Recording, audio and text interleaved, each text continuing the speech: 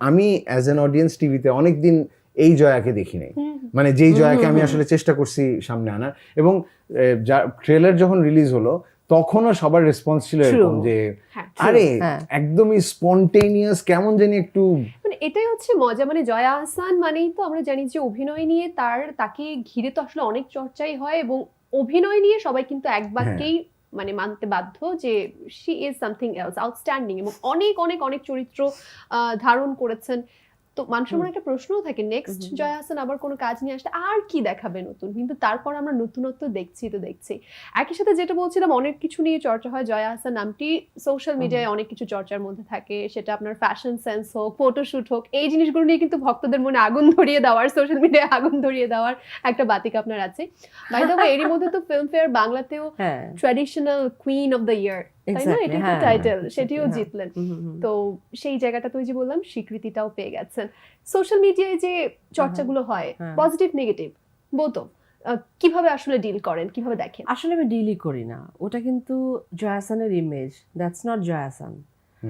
জয়া আহসান কতটা সাধারণ, এবং সেগুলো আসলে সোশ্যাল মিডিয়ায় যারা আছে, সোশ্যাল মিডিয়ায় যারা চর্চা করে তাদের জন্য প্রয়োজন, হয়তো সত্যি ওটা জয়া আহসান অথবা জয়া আহসানের কাজের জন্য, জয়া আহসান যে কাজটা করে বা করতে চায় মানে অভিনয়, সেটার জন্য খুব জরুরি না, একেবারেই জরুরি না। সেটা একটা ডিফারেন্ট জায়গা আসলে।